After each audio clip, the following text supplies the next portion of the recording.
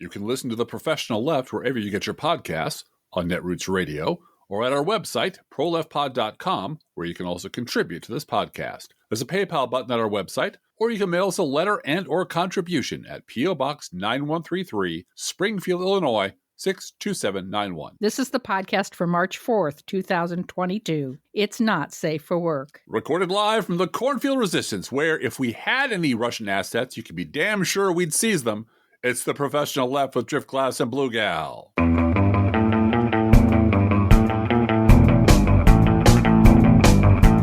Not even a bottle of vodka. We don't have any. Although we found out Smirnoff is made in Illinois. It's not Russian vodka. It's Illinois vodka.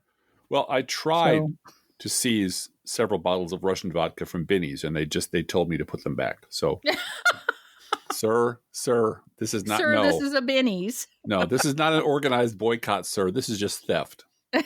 No, I'm seizing them for America. Yeah, okay, all right. I can't believe it's March already. Can you believe it's March already? No, it came in like a Soviet tank or Russian tank. It did. Sure it came in hot. Literally hot. It was 70 degrees yesterday here. I know. It's dropped down to a more seasonal 40-ish. We had a lovely coffee date with two listeners this past week. Thank you very much to Alice and Jim. We appreciate you coming down and seeing us and having coffee with us and your beautiful dog. And I'm still waiting for you to send us a picture of your dog so they can be Internet Pup of the Week. We can make him famous, or her famous. Her. She was a sweet dog. sweet dog. Mm-hmm. And it's Lent. It is. We went to Ash Wednesday service and then we went out for a beer afterwards. That's not good. We did. Yeah, but it's nice to get out. We're starting to sense that the COVID numbers here in Sangamon County, Illinois, are low, and the hospitals are not taxed as much as they were several months ago. So, and things are easing up a little. I was at a civic organization board meeting this morning, and where he's a volunteer. I'm a volunteer. I'll be going to a different meeting tomorrow. Yeah, you're busy. I know. Also that. volunteer, but 2 or 3 of the people there had COVID. Oh my goodness! We barely made quorum. One person who was like, I had a sniffle and I was fine. Another person was like, I just couldn't shake it, but goddamn, I'm glad I'm triply vaxxed because yeah. And they were just like, everyone there was like, man, I have all the comorbidities, and I am, or used to in some cases. Yeah. I'm very, very, very glad that I got all the vaccinations and all the boosters. So there's a great consensus among this small group of people who are kind of a cross-section. Well, and they're civic-minded, too. So they're going to look at it from a public health perspective, too. Yeah, and they're business owners for the most part, and they want people to come in the door and they can't afford to really be laid up, so they have to take every precaution. So Right. No small.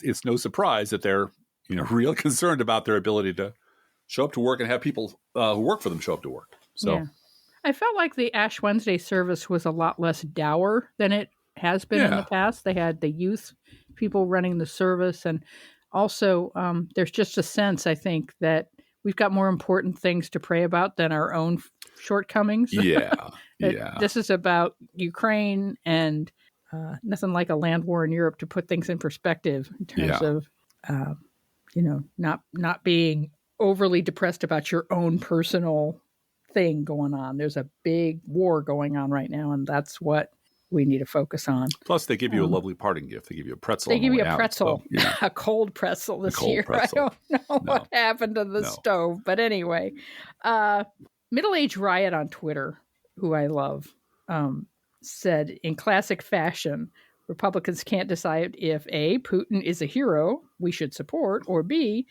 Putin is a villain Trump would have stopped. And I don't think Trump can figure that out either. No. This is one of those occasions, and you showed me a little video clip of a woman who said, well, of course, if Nancy Pelosi is in favor of it, we got to be against it. Oh, she's a piece of work. Delora O'Brien. I went and looked her up for the podcast. She said, if Pelosi and all these people are for Ukraine, you go opposite. Right. That's just common sense. Well, and we refer to our fellow Republican citizens in this country as reprogrammable meatheads or meat bags, whichever you find more offensive. I prefer you use. And the reprogrammable part, I've never been kidding about that. I've been absolutely serious. These people are just fucking, in this regard, completely reprogrammable. And this last week and a half, you could actually see it happening in real time. Right. As their software was being overwritten by the new downloads, by the new updates. And, you suddenly can't be, Tucker Carlson did it in like 4 days. Yeah. Oh, yeah. Completely reversed himself and swore he never held any. I don't know why people are saying I'm pro-Putin. Well, because of this videotape. For 3 years, you've been pro-Putin. Yes. Well, and this thing from a week ago. Yeah. And you can watch it happen. You can watch the Oceana news service. You can watch the propaganda just flip all the dip switches in their heads and change all the programming to 180 degrees from what it was. And we've never been at war with East Asia. We've always been at war with Eurasia. And that's why I say it is pointless to try to debate anyone who does that. Yeah. Because they simply don't recall ever believing anything else. And next time, they will not recall what they believe today. And this woman, Delora O'Brien, who was, the clip was found by Right Wing Watch. She's a part of a ministry called The Gathering. Yeah. And, you can just see from a cursory glance at her Facebook page that she considers every Old Testament prophet to be a white guy like Donald Trump. Who might be flawed, but God uses him to blah, blah, blah, blah. Okay. And what I find fascinating about her and the other right-wing evangelicals is that they're doing exactly what John Eastman, who is the Trump lawyer, who's now in quite a bit of hot water as his emails come out, where he has clearly told one of Pence's aides that it's perfectly okay to do a little light treason. Sure, a little bit of treason. It's like I said, one bullet. What's one bullet? Come on. Well, it is. It's the whole Constitution's being shredded, and you worrying about this one little law about counting electoral votes. Come on, man. And the Trump aide, his responses and emails are there, while he's under attack, while the insurrection is going on, pointing out that everything John Eastman is saying won't hold up in court. Like, you're a lawyer, I'm a lawyer. You know that if you take any of this academic bullshit, as he calls it, to court, you're going to be tossed out. Right. And it's one thing to be an academic positing maybe if this happened, you'd be able to twist things. And the way that Mike Pence aide put it was results oriented. And that's exactly what these evangelicals are. It has to support the white supremacist, Christo-fascist worldview. Sure. And they will twist the Bible.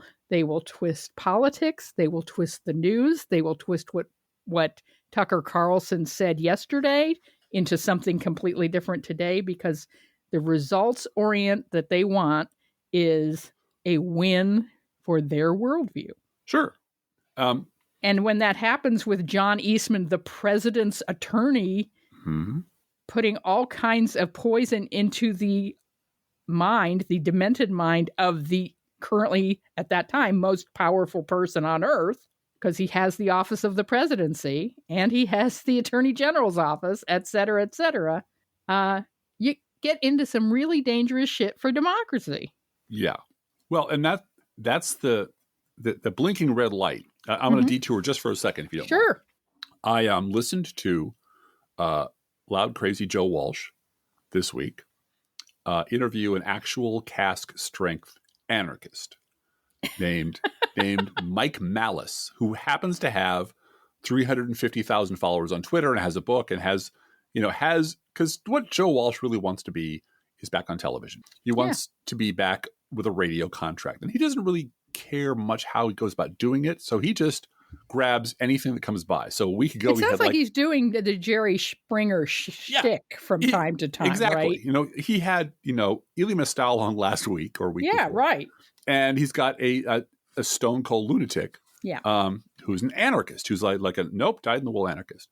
And it's that sort of unblinking, always wrong but never in doubt mentality that they completely share with evangelicals. Because for this This guy, I won't dwell on it very much, but this guy had an answer for everything. And the answer was, well, all government's evil. All politics is evil because it leads to government. Government should be done with entirely, completely. Of course, there was never any discussion of the mechanism by which people would seek justice or have fairness or retribution or property rights, because that shit just doesn't enter into it. It's freedom is the maximum value. Government is the enemy of freedom. All government should be abolished. And then you get into the details a little bit like, saying that, all presidents are murderers. Oh, really? No, all presidents are murderers, like Joe Biden. Well, name me one, Joe Walsh asked, name me one, who did Hillary Clinton kill? And this guy says without blinking, Vince Foster. She assassinated Vince Foster. Everyone knows that. Look at Clinton body count. And it's that kind of like, this is just ClintonBodyCount.com. You'll find out all the answers you need for if you do your own research. And then from there, it's off to Lyndon Johnson and the Vietnam War. Just one step. Well, all presidents kill millions of people. And why would you find it hard to believe that they just would kill one person when it's politically advantageous? Like, this is how a lunatic thinks. Mm-hmm. I get it. This is how a crazy person thinks. And libertarians don't have the balls to do what's necessary. They still want some government. And for that reason, they're pussies who don't want to do what's necessary. But it's this kind of, I have an answer to every question. I have an absolute certainty that I am right. Nothing's going to persuade me otherwise. And every question about, well, what happens if, what happens when there are no laws? Well, people die now. Cops abuse power now. Yeah. Robberies happen now. Is this guy 16 years old? Emotionally, he's like 14. But he's got that Ben Shapiro kind of crazy energy, and he's got an answer for every question. But it's that element of it. It's that always wrong, but never in doubt. Never in doubt. I've worked out every little detail. Vladimir Putin can't have made a mistake entering Ukraine because Vladimir Putin is smart. And smart people don't make mistakes. So it must be part of a conspiracy. So I don't really know what's happening in Ukraine. I can't tell you who's right or wrong. Okay, we spent more than enough time on this guy, but I get what you're saying, that this is now with 300. All it is if he has 300,000 followers, he deserves more attention, is the point, right? Well, and the point being, there are pockets of people out there who vote. Yeah. who actually weigh in on the electoral process. And having a 2-minute conversation with them, okay, they're fine. But you dig 1 inch below the surface and you find out, there's this crazy evangelical lady who thinks if Pelosi's for it, we have to be against it. Mm-hmm. Automatically. Mm-hmm. That's just a no-brainer. Whatever Democrats believe. It's common sense. Right. And there's no arguing people like that out of their position. And the problem is there's about 70 million of them in various pockets like that, all strung together as one political party. And gerrymandered into places where they can hold real political power. Right. Yeah. So how to get through to these people? Well, I took advice from the master this week, Bluegal. A guy on HBO named Bill Maher. I think that's how you pronounce it. Dead to me since Milo. Maher, something like that. Yeah. Apparently, he has an HBO program that we don't watch. And here is his advice for you and me. And see if you can spot all 22 errors in this 2 sentences. And finally, new rule, now that Trump's poll numbers are falling like a rock, Democrats must realize that the way to get his voters back is through graciousness. A rare opportunity has presented itself these days for America to return to the more normal time before we had Trump, because finally, there are signs the Trump fever is starting to break. Now, how fucked in the head is that? Let's count the ways, shall we? First of all, Bill Maher made an entire career out of mocking the same people that he suggested we be gracious to. Secondly, we tried being gracious to them. Mm-hmm. It was called the Obama administration. And their response to our attempts to bring them into the fold, to ask for their help, to ask for their cooperation was right across the board. The entire elected Republican Party told us to go fuck ourselves. They obstructed everything that the duly elected president tried to do. Because it's only common sense to do the opposite. Got to do the opposite. Right. And then they nominated and elected Donald Trump. So third, there is no fever to break. I've been hearing this bullshit about the fever breaking for 25 years now. 1994. Yeah. It's not breaking. They're not breaking. They're not going anywhere. What they will do is they will find, as you said, the coffee party, the tinfoil hat party. They'll rebrand themselves so that they were never there. They never did it. It wasn't my fault. But they're going to be the same mouth-breathing, reprogrammable idiots who are controlled by some faction of the Republican Party, whether or not we're polite to them, whether or not we acknowledge them, whether or not we are gracious to them. And the idea that Bill Maher, who's made a career of out of being a smarmy, contrarian asshole to anyone he doesn't like, saying that we should all be gracious now, it's just like he got a note from somebody. Because there is no, like I said, there is no fever to break. And the time before Trump was what led to Trump. The time before Trump was an 8-year racist primal scream by all the people that he wants me to be gracious to now, who told me to go fuck myself in the biggest possible way by nominating and electing Donald Trump. So no. And lastly, getting those voters back, they were never ours to begin with. That's right. They're fascists. We don't want fascists on our team. We don't want racists on our team. We want them to go to the other side of the room so we can look at them and point at them and say, don't ever be like those people, kids, because those people are fucking terrible. We've got to outvote them. That's the only solution. And it's not that I want to kill anybody. I don't want to see anybody die. I don't want to see anybody suffer, except, spiritually for their, if they suffer spiritually and wake up as Alice wrote me and was talking, this podcast listener was talking about her family, and that one of her family members had actually woken up, that when Trump was elected, she went, oh my God, I can't be a part of this. And now she's using Facebook to talk about climate change. And she's actually, awakened. She has had an awakening of, I am responsible for other people on this planet, and what I do makes a difference. So I'm not going to, because Trump was that was what did break the fever for her. So I think it is possible, but it's not possible from stuff that we do. No. If the Republican Party goes a bridge too far for one or two or a segment of people who just say, nope, I'm out, and that has happened. Good for them. They're welcome into our party to work it out. But and I told you I was listening to a British podcast, a British pre-2020 election podcast. And they had on a woman who wrote a book on independents and undecideds. Oh, yeah. And her conclusion was, there are no independents. Yeah. I mean, there are a few of them, but 70, 80, 90% of them they know who they're going to vote for. Yep. And they'll tell you, and they're going to vote by party. That's the important thing. They're just socially ashamed to be associated with that party. They don't want the shit that comes with being a fascist, but they're going to vote fascist every time. Or they want to say they're independent at work because, again, they don't want to get into political fights. Or they want to be above it all. I'm independent. I'm beholden to no one. Well, and they certainly are. And if I was trying to be a small town business person, I would definitely say I'm independent. I don't talk politics, because you can get yourself seriously hurt either financially or in some other way, God forbid, by being on the wrong side. Yeah. So, and she said, and undecideds are a different animal altogether. There are maybe 1%, 2%, and that could be a rounding error. There could be actually no undecideds out there, which I tend to believe. But it comports exactly with what you and I have said about independents for decades, which is they don't exist.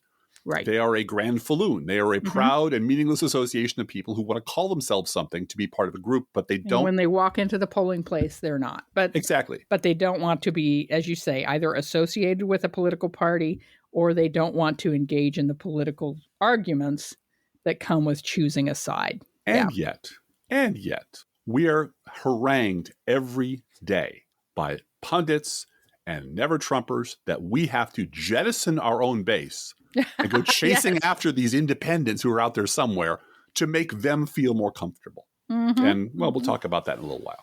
Well, but right now, I want to hear that right now. We'll talk about that right now? Right now, yeah. Well, okay. This is what I'd like to know. It's what I call representational math. And I was listening to Charlie Sykes and Michael Steele cackle about how looks like Joe Biden's finally coming back to the center where he belongs. Thank God he's getting rid of these programs that nobody likes. Or maybe they're popular, but nobody cares about. And coming back to the center where he belongs. And he said defund the police. He said it twice. Isn't that great? And sure, that's fine. That's politics. That's what that is. But here's what I can never get an answer to. That for Democrats, according to the pundit class, according to never-Trumpers, according to the mainstream media, and I've said this before, if one congressperson says defund the police, that's now the entire Democratic Party. The whole party. The entire Democratic Party is now defunding the police. They want to defund the police. Joe Biden wants to defund the police. It's part of their platform. It's just a thing that they want to do. One congressperson says this. Mm-hmm. Flip it around. 2 Republican congresspeople say January 6th was an attack on the U.S. Capitol and should be investigated. The rest of the Republican Party casts them out. Mm-hmm. Are these 2 the entire Republican Party? No. When Marjorie Taylor Greene stands up and says stupid shit, is she the entire Republican Party? Yeah, she is. But they do not. The same people who bitch that the left is what's scaring everyone take no responsibility for the fact that the right really is crazy and really does run the Republican Party. So how is it? What is the mechanism by which every Democrat has to apologize for what one person says, and no Republican is held responsible for what most of the party believes? Okay, well, you're leaving out one very important component to all of that. Does it involve Fox News? It involves race. Well, yeah. And the one person saying defund the police is a black woman. Yes. And so it's perfectly okay for Joe Biden to smack her. I mean, basically, in the State of the Union. In the State of the Union address, say, you're an issue, the issue that you care about, the way you are talking to your constituency, we are abandoning that. That's right. Because we need to win a midterm.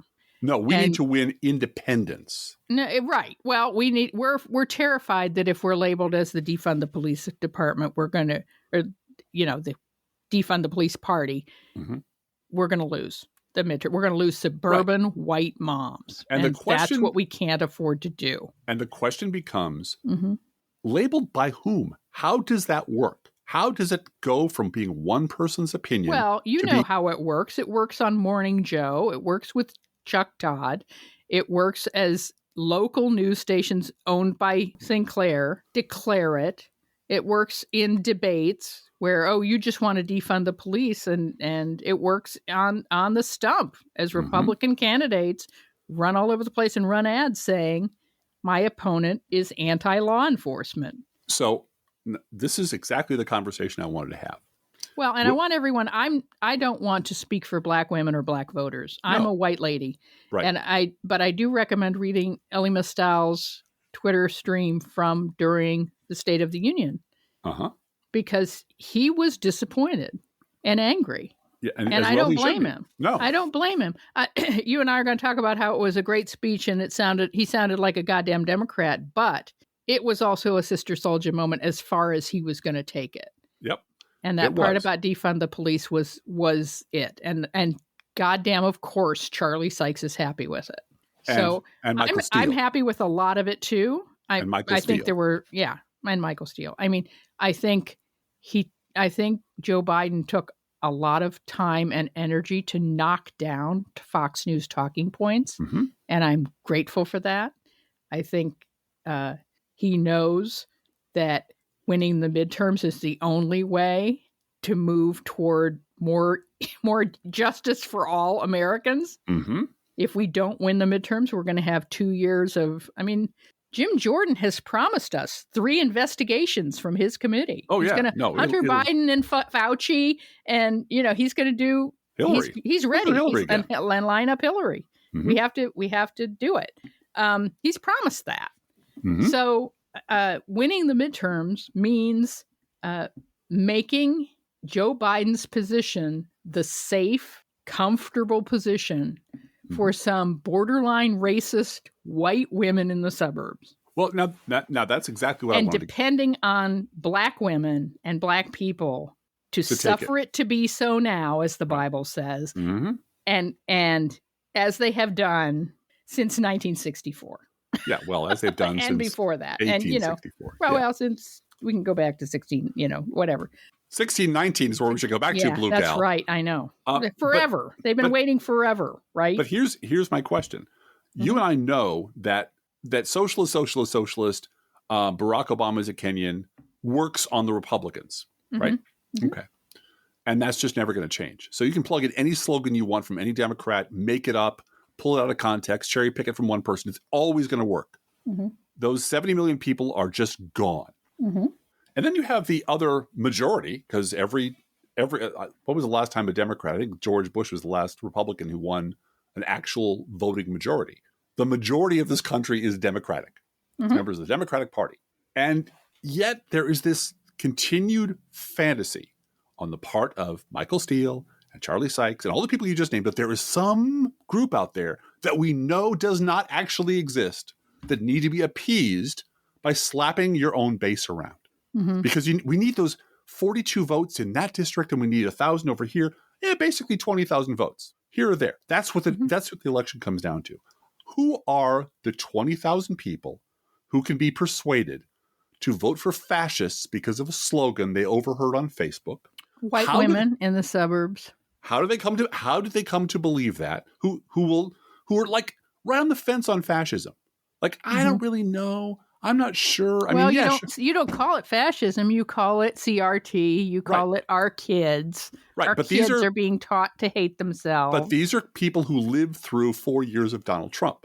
Presumably, no, they don't. They don't remember what they had for breakfast yesterday. These are the independent swing voters we're talking about now, right? Well, I think we're talking. I don't think we're talking about swinging in the polling place from one vote to another. Mm-hmm. I think we're talking about swinging into the polling place or not.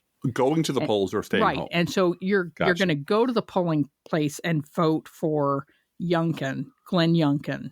Because if you're mad enough to keep the kids safe. To keep the kids safe from feeling bad about being white. And so what the calculation is, mm-hmm. this is what we are being asked to accept as necessary, mm-hmm. is that to appease a few thousand people in a few states, the vast majority of Democrats just have to accept the fact that they're going to have to sit down and shut up. Well, and if you're asking them to sit down, that means you're asking them not to show up to vote. Well, I think that's what terrifies me. That's exactly the point I want to make, which is the entire mindset of the Never Trumpers is, look, you need us to win. There's only 4 of us, but if you don't have all 4 of us, you're not going to win. So yeah, we need your 4 maybe, and these 70 million other people who are going to show up to the polls mm-hmm. on most elections. Mm-hmm. But if we spend all of our energy appeasing you 4 assholes who are basically just fucking Republicans, who just want Joe Biden to be Mitt Romney, mm-hmm. how mm-hmm. many of those 70 million people are going to stay home? Why are we sacrificing the base, the people who actually get people elected,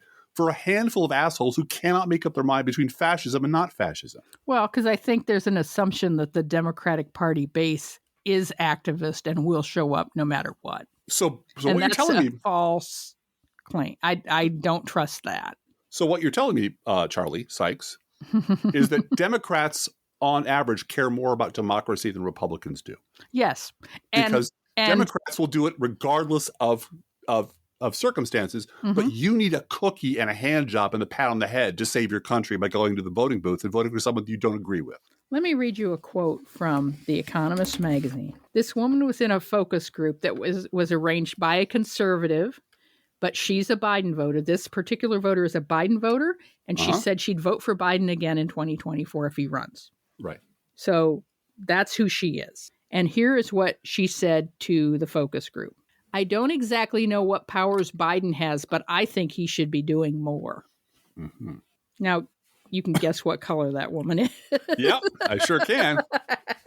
Green Lantern colored, yeah. Right. No, this is the thing. There's and the point of this article is, I think, or at least from the headline of it, the lower half of it was behind a paywall, so I didn't get to see that, was that for Democratic presidents, the bar is just extraordinarily high all the time, mm-hmm. and you're doomed to fail at what your voters expect your aspirations to be and what you can achieve. Right.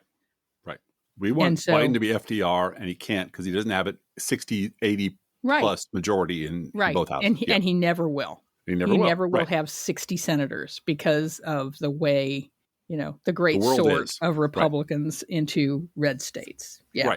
Right. Although Texas is pretty exciting. I got to say, the Texas primaries this week were pretty exciting for progressives. They did very well. And I'm looking forward to seeing how things pan out. All of these protests that are going on for Don't Say Gay, and the students that just shouted down an anti-trans person in Texas with "fuck you, fascists" in class, and walkouts at schools in Florida over the Don't mm-hmm. Say Gay bill, and mm-hmm. going to the governor and saying, "Nope, I'm not taking off my mask for you, asshole, DeSantis. Thank you very much." Yeah. Well, now I'm hoping that youngest child who turned 18 this past weekend, and her generation, there are 4 million of them turning 18 this year. That's cause for hope. If we can get them registered and out the door to vote, and I think things like Don't Say Gay and this anti-trans stuff is very personal to them. It's certainly very personal to youngest child who has a trans friend. She has gay friends, and she will not tolerate discrimination against her friends. It's personal. And if you want Junior Dude to vote, just put pot on the ballot and he'll be there. Well, he's going to vote anyway. Yes, he will. He's been voting since the day he was eligible. It's a passion of his. He got grandfathered into the primary because he did because turned he was 18 before he was before the general election. He turned 18, so he was able to vote in the primary at 17. Yeah. So now tell me about Mitch McConnell and Rick Scott, our two leading candidates. Rick Scott got taken to the woodshed by Mitch McConnell, and I wrote about Rick Scott and what an idiot plan, writing down, we talked about this last week, raising middle class taxes, because everybody needs to have skin in the game. And if you're paying income taxes, federal income taxes, you'll want cuts in government spending, which is also part of our plan, is to cut federal spending. What I didn't know until Mitch McConnell said it was that Rick Scott's written plan also includes sunsetting funding for Social Security and Medicare. Sure. Why wouldn't we? And so Mitch McConnell said, sunsetting Social Security and Medicare is not part of the Republican Senate reelection plan. But you just said it was in Rick Scott's plan, and I'm pretty well versed in these things, and I had not heard that until Mitch McConnell reminded us that he's mad at Rick Scott for saying it out loud and writing it down. I don't know who Rick Scott is. I am unfamiliar with the gentleman to whom you refer. Let's talk about CRT a lot more. Let's talk about resisting the Biden agenda. Biden's $35 insulin, you're going to resist that? Did you know 174 Republicans voted against helping veterans who are victims of burn pits? Yeah. John Stewart brought that to my attention, right? Yeah. And today was the vote, and 174 Republicans vote, I don't want to help vets. But you know what? It's just common sense. If Pelosi's for it, I'm against it. But if we just treat them with graciousness, honey, we can get those voters back. We can get those I don't want them back. They're like the 18-year-old fruitcake that's been floating through the mail for 18 consecutive Christmases. I don't want it at my house. I want it in the burn pit. I want it in the political burn pit. I want them to go away. Yeah. Now, speaking of sunsetting Social Security and Medicare, I promised our listeners on Twitter, no, I didn't really, that this week I would talk about one of Robert Heinlein's stupidest ideas. Okay. Robert Heinlein was a science fiction writer, golden age of science fiction. He has an extensive backstory. He and 2 or 3 other men kept the genre afloat for decades. He wrote under, I don't know how many different pseudonyms for one magazine, so that half the stories in there were his. He's a Annapolis graduate, I believe. Got kicked out of the Navy due to a lung problem. Didn't know how he was going to make money. Started writing stories because he heard about a contest, and the rest is history. And he made a lot of money and a lot of fame, and did a lot of interesting things in his life. I believe he started the National Rare Blood Club, which is a volunteer organization that eventually saved his own life. He was a big advocate for NASA and all the good things that NASA does. But he liked to play around with ideas. And he talked about ideas about marriage and family structure and government and religion. And a lot of the ideas that he fiddled around with were interesting and had some merit. For example, in an essay entitled The Happy Days Ahead, he posits a future where a black woman president has torn down the wall between the United States and Mexico because it was a stupid idea. And she is presiding over the ribbon cutting of a new spaceport in that area, which is a delightful possible future. He didn't think that would happen. He had a very grim view of the future, but he thought, wouldn't it be nice if that were true? If the official language across the border was Spanglish, and that nobody was pissing on about immigration and illegal immigration, we just accept the fact there's this giant border when you just sort of cooperate with each other. Cool. On the other hand, Robert Heinlein had some terrible ideas, genuinely terrible ideas. And among the worst that came to me this week was from The Moon is a Harsh Mistress, which is a story about the newly independent lunar colony, or a lunar colony that's fighting for its independence against Earth and using weapons and an intelligent computer and a bunch of shit. And they're sitting down to draft their constitution. And here's one idea that he floats in the story through the mouth of a character named Professor Bernardo de la Paz. And Professor de la Paz says, I note one proposal that makes this Congress a two-house body excellent. The more impediments to legislation, the better. But instead of following tradition, I suggest one house of legislators, another house whose single duty is to repeal laws. Mm-hmm. Let the legislators pass laws only with a 2/3 majority, while the repealers who are able to cancel any law through a mere 1/3 minority. He's not sneaky about it. Robert Heinlein is very clear about it. The idea of putting this supermajority requirement to passing legislation and a superminority able to repeal everything into a character whose political beliefs are to the right of Ayn Rand. He calls himself a rational anarchist, speaking of anarchy. And he can get along with a Randite, but he believes in no government at all. And that's one of the stupidest ideas I've ever heard. In Robert Heinlein's novels, there's basically oftentimes three characters. There's what they call the three-stage Heinlein character. There's the young man who is naive and good-hearted. There's the middle-aged man who's seen the world and knows a lot of stuff and is the mentor to the younger man. And there's the old wise man who's bitter and cynical and thinks the world sucks and has shut himself out from the rest of the world through his wealth, and who mentors the first two. Mm-hmm. And this whole idea of, we just should get rid of a lot of laws. We should just get rid of government as much as possible, has been floating around on the right in fiction, and he references it directly, Ayn Rand literature, which informed a lot of this, since the 50s. This is not a new idea. This whole idea that the government is the enemy.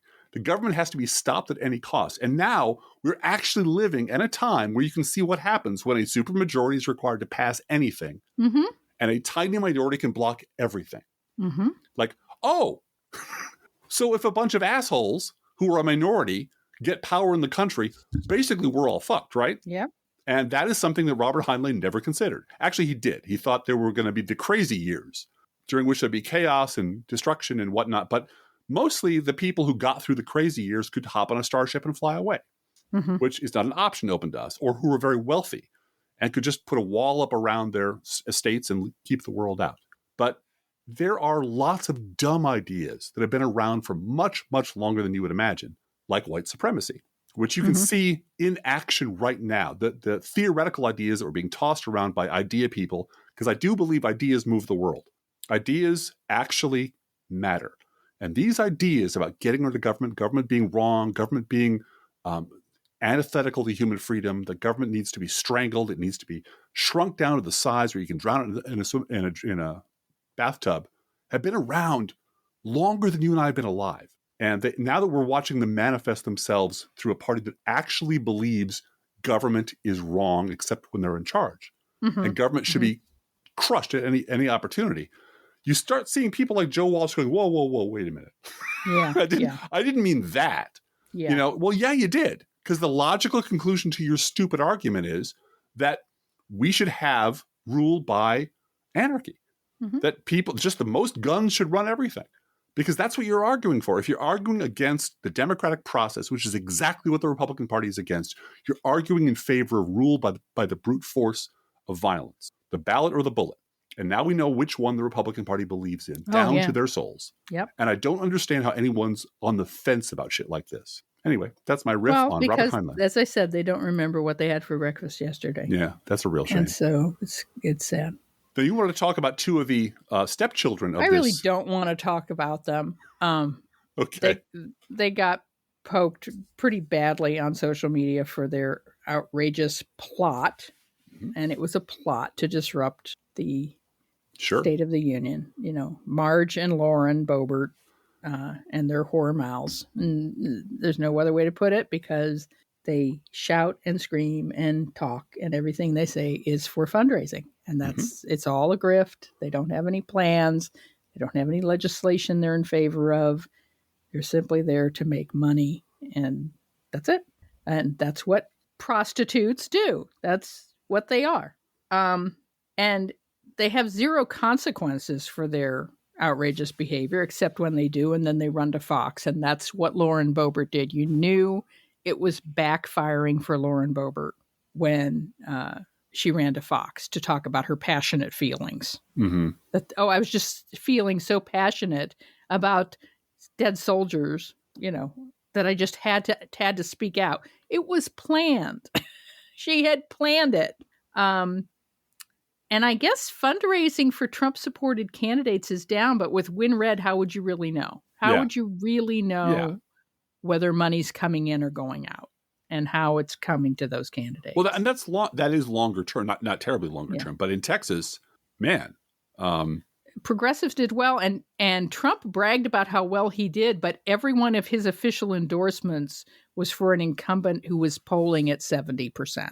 So what you're saying is he's responsible for all those good results in Texas. He doesn't choose to endorse candidates anymore in primaries unless they're either unopposed or polling at 70%, so that he can come out the next day and say, all my candidates won. I'm the greatest. It's fantastic. Are you trying to tell me that Donald Trump will just slap his name on something he knows is going to win? He'll slap his name on something that's already winning. And then declare that he's the reason it won? He's the reason it won. Wow. Yes. Yeah. Wow. That's like past posting in horse racing, isn't it, Bluegal? Yeah. Betting on a race that's already over. And, it works. What can I say? Once you have dumbed down and angered up and turned into sunburned snowflake racist freaks, that many people who will just automatically respond that if the Democrats are for it, we should be against it. We need to be against it. Then you don't have to be clever. You don't have to be smart. You can just stand in the window waving a bloody rag going, critical race theory, Hunter Biden. And they'll just run to the polls, Right, any argument that involves either pursuing non-existent independence or winning these people back, you have to justify to me, step by step, why that's a good idea and how you think that's going to work. Because like I said, we've tried being nice, we tried being generous, we tried cooperating, we tried not insulting them and their mothers and their fathers, who were likely brother and sister. And yet, here we end up with Donald Trump, a viable candidate for 2024, people who still swear by him, an entire party that kneels to him even after all he has done, and these fucking independents who are like, I'm not sure. I just don't know. One side, a police state run by racist monsters. The other side, slightly higher gas prices for a short period of time. And I really don't know what I should. How can I decide? Help me, Sean Hannity. Help me decide. Hey, Driftglass, let's do a news roundup. Okay, Bluegal. President Biden's first official State of the Union marks the first time a female vice president and a female Speaker of the House stand behind a U.S. president on the dais. 68% of people who watched last night's speech said Biden's speech made them feel optimistic, while 53% said it made them feel proud. More than half the speech made them feel like the coronavirus pandemic is mostly behind us. 78% of Americans who watched said they approve of Biden's remarks, while 22%, and you know who they are, said they disapproved. Well, good for them for watching. The 22% who disapproved.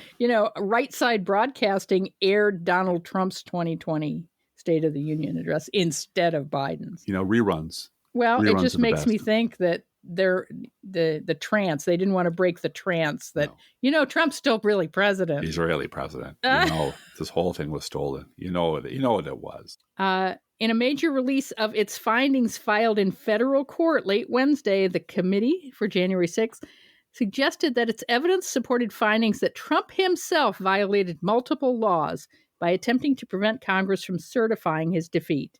The Select Committee also has a good faith basis for concluding that the president and members of his campaign engaged in a criminal conspiracy to defraud the United States. And that's all of us, folks. Yep. He's a criminal.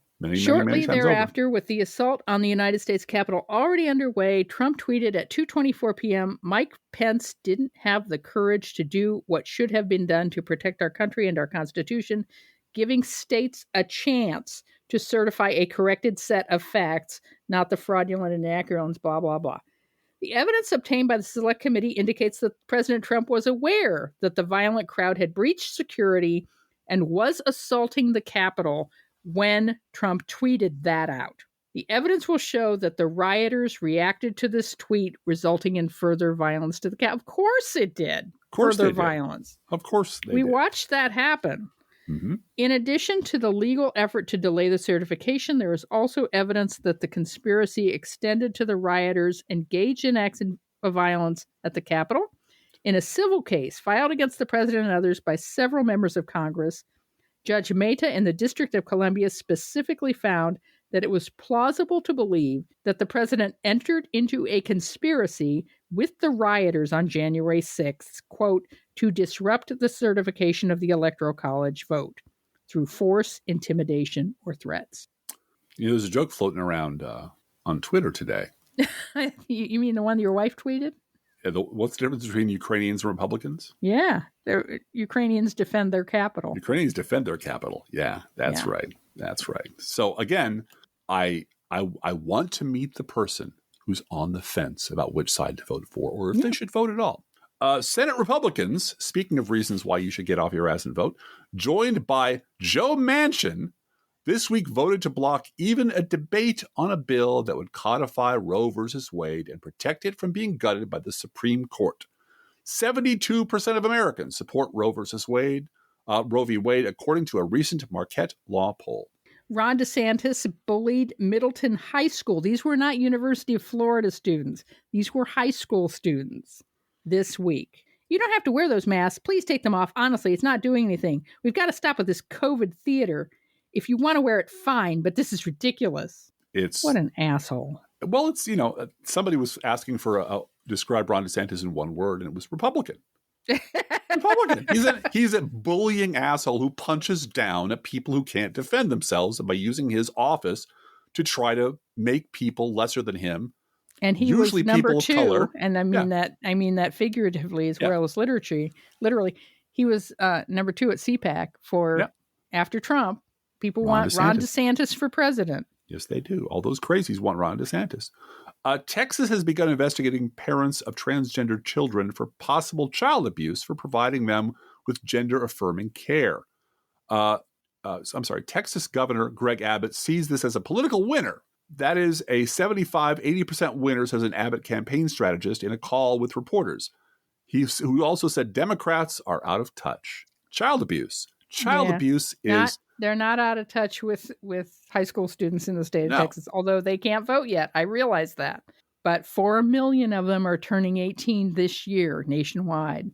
And these are 2 stories where governors decided it would be politically advantageous to beat up children. Children. And if you're a member of that party, that must be cool with you, or you wouldn't be a fucking member of that party. Mm-hmm. U.S. Congressman Van Taylor, guess which party, has exited his re-election race after ending a 5-way primary with 49% of the vote. He made this 11th hour announcement after an affair he had with a formerly married to an ISIS commander woman was exposed, and also he had paid her a bribe to stay quiet. I know someone else who paid a bribe to someone they were having an affair with. I can't think of who that might be. Porn star hush money, something like that. Well, here's the thing. He paid to a porn star. This was an ISIS commander. And they're very different. They're different things? Different. Yeah. Both Republican. And Van Taylor didn't go through an intermediary, which is what all your smarter criminals do. He didn't have someone else pay the check. And pay it through an LLC. Yeah. Right. And then pay them back out of one of his other funds. Mm-hmm. Mm-hmm. President Joe Biden announced a new task force to go after the U.S.-based assets of Russian oligarchs. The task force, dubbed Task Force Klepto Capture. Okay, good marketing, guys. I like that. Will seize yachts, luxury apartments, and other vestiges of wealth parked in the U.S. by Russian billionaires. Those luxury apartments, do they have the name slapped on them from the former so-called president? A whole bunch of them do. Yeah. Yeah. Trump's border wall has been breached. Oh, no! Oh, no! More than 3,200 times by smugglers, according to Customs and Border Protection records. Mexican smuggling gangs have breached new segments of the wall 3,272 times over the last 3 years, which the government has spent $2.6 million to repair during that period. CPB maintenance records show the damage has been more widespread than previously known. Duh. Pointing to the wall as an ineffective impediment to unauthorized border crossings. There was somebody, hold on a minute, I want to look up my tweet. It's a wall. You can't get over a wall. It's impossible. Can't go under it. It's impossible. It's brilliant. I built 4 miles of them. You're welcome. 4 miles of wall. Yeah. Hold on a minute. And don't forget, Steve Bannon built thousands of people out of millions of dollars promising that he was raising money to build a border wall and was busted for it and was pardoned by Donald Trump. Because, stupid people with money is just 90% of the problems in this world go away if stupid people don't have enough money to cause trouble. I'm just saying. There was a Daily Signal editor named Katrina Trinko who, after the State of the Union, said, Biden talked a good game on border security, but here's the reality. In 2021, U.S. Customs and Border Protection captured 1.5 million illegal immigrants, but under the Trump administration in 2020, they captured 511,000 illegal immigrants on the southern border. Yeah, man. And I retweeted that and said, look, Daily Signal editor admits Biden captured 4 times as many illegal crossers as Trump. Seems to me the Democrats just plain better at border security. Yeah. Well, and I heard the same thing about all the fentanyl that's been seized at the border by Joe Biden. Like, seized? Yeah. Really? That's great. U.S. customs agents have seized a shitload of illegal drugs coming to the country? Oh, my God. How did that ever happen? Yeah. Speaking of shit that Donald Trump claimed and never worked and so on, just another lie by Donald Trump. He claimed there would be no NATO without him, despite the fact that his America First foreign policy often involved pulling back from U.S. allies, undermining NATO, and threatening to withhold military aid from Ukraine. But if they'd given him dirt on Hunter Biden, he would have done it. So that's right. The same as doing it. It's their fault, really. It really is kind of their fault. They made me do this. You made me hit you. You made me do exactly. it. Exactly. It's always the language of the abuser. Absolutely. Always. And abusers understand one thing. Force. Power. They understand being forced not to do it anymore. And that's why Republicans have to be forced out of office, because as long as they're in office, they're going to keep behaving like monsters. And we can win the midterms, folks. Yes, we can. 50% plus 1. 50% plus 1. Yeah. Yeah. The California Freedom Convoy, quote unquote, that was headed to Washington, D.C., disbanded after just one day. The convoy was expecting 2,000 truckers prior to its departure from Los Angeles on Friday, but it ultimately disbanded and canceled all associated rallies on Saturday after only 5 rigs arrived in Las Vegas. Aw. Well, I picture 5 really sad Trumpers with MAGA flags outside of Springfield waiting for the trucks. That's pretty much what it was in D.C. It never showed up. It never showed up. I was promised a cup of Wade, and they never showed up. So tell me about local news, Driftglass. Well, local news, you might know that I hail from Chicago, sort of. Spent a number of years there and followed Chicago politics pretty closely. And you'll be delighted to know that former Illinois House Speaker Mike Madigan, who for decades was the most powerful politician in the state, was indicted Wednesday on federal racketeering charges alleging his elected office and political operation were a criminal enterprise that provided personal financial rewards for him and his associates. You kind of knew that was coming the second time the FBI raided his office. There's some shit they didn't get the first time. This 22-count indictment returned by a federal grand jury. Yeah. Comes after a years-long federal investigation that alleges Madigan participated in an array of bribery and extortion schemes from 2011 to 2019 aimed at using the power of his office for personal gain. We had a listener from England tweet at me today about, will this affect Pritzker at all? Oh, God, no. I said, no way. No. Pritzker came in through a completely different entrance. Avenue of power, exactly. No. And he's only been governor for 3.5 years. So this was going on with Madigan for decades. Oh, Madigan is a relic of the old, really the old Daily Machine almost. Yeah. One of the last of the machine politicians from that era who just hung on to power. And honestly, first of all, I hope he gets the Blagojevich cell at the federal pen. It's a federal pen, yeah. Formerly known as the George Ryan cell, formerly known as the Otto Kerner cell. It's the memorial high-ranking government official, the Mel Reynolds cell. We send a lot of politicians to prison in Illinois. Nothing I'm proud of, but something that, you just sort of learn to shrug and smile about. But I'm thrilled that he's going to prison because every goddamn election in Illinois, whoever was running for whatever office was Mike Madigan's pal. Yeah, the Mike Madigan machine. He's part of the Mike Madigan machine. Some guy running... Some woman running for like I don't know, water reclamation district or mosquito abatement. Doesn't matter. Yeah. Marley thinks that you don't know that she's Mike Madigan's pal. Yeah. But Mike Madigan Never and met Marley. him. No, I'm running for mosquito abatement. We're in charge of spraying puddles to make sure mosquitoes. That's what you say, but you're Mike Madigan's crony, and we have proof that. Yeah, and they have a picture of her at a Democratic rally, 15 years ago in the background. But that was the only political attack ad run in Illinois, practically for years. Yeah. And I'm glad he's going. Now there'll be still some echoes. It'll still go on, but Pritzker's in no trouble at all. Each week we post to our Facebook page and website an Internet Kitty sent in by you, the listeners. This week's Internet Kitty is Apollo.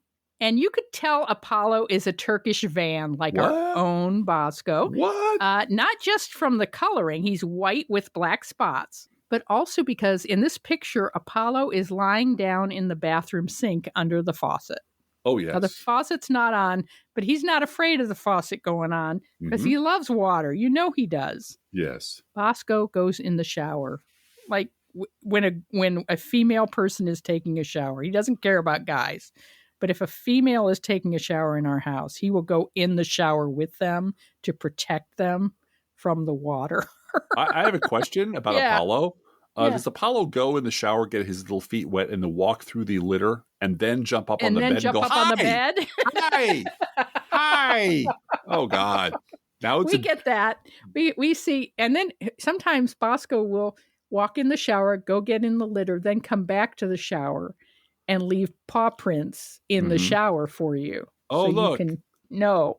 It's a sandy beach now. Isn't that charming? Yeah, the bottom of the shower. It's a walk-in shower, so it's easy to see. It's easy for him to get into. And, he just... Yeah, we love These Turkish vans, they just like putting their feet in water. They do. So, yes, they do. And Apollo, who is a lovely kitty, eats freshly poured cat food, our fake sponsor. Whether you serve Pet Store Perfection or Dollar Store Direct, your cats will sit on the kitchen floor and demand that the food they eat is only freshly poured. Freshly poured, freshly poured. Oh, my Lord, it's freshly poured. And you can visit Apollo at our Facebook page or website. And you can send your internet kitty, dog, or other pet to us at our email address, proleftpodcast@gmail.com, where you can also write to both of us. Feel free to write us. We love hearing from you. Be aware that if you write us at any of our addresses, we reserve the right to read your email or U.S. Postal Service. Go, Postal Unions. Letter on the air unless you say otherwise. Hashtag get rid of DeJoy. Don't forget our gourmet coffee guideline. If you can afford to buy an espresso-based beverage for yourself, buy one for us. This is not charity. This is our job, and we love doing this podcast. Approximately 1% of our listeners support this podcast with a contribution, and you can too. See our website, proleftpod.com, for details, our PayPal, postal address information. It's all there at proleftpod.com. Please share our show on social media. And if you love this podcast, send us $5. We would appreciate you doing that. Hey, Driftglass, how are the Internet Kitties doing this week? Well, Bluegal, the Internet Kitties are giving up nasty, stale, dry cat food for Lent. You know it. I know it. Freshly poured. Freshly poured. Oh, my Lord. It's freshly poured. Fake product placement. Let's think about living. Think about living. Let's think about loving. Think about loving. Let's think about the hooping and the hopping and the popping and the loving, lovey-dovey. Let's forget about the wine and the crying, the shooting and the dying, and the fellow with a switchblade knife. Let's think about living. Let's think about life. The Professional Left podcast is recorded under a Creative Commons license. Copyright 2022, DGBG Productions Incorporated.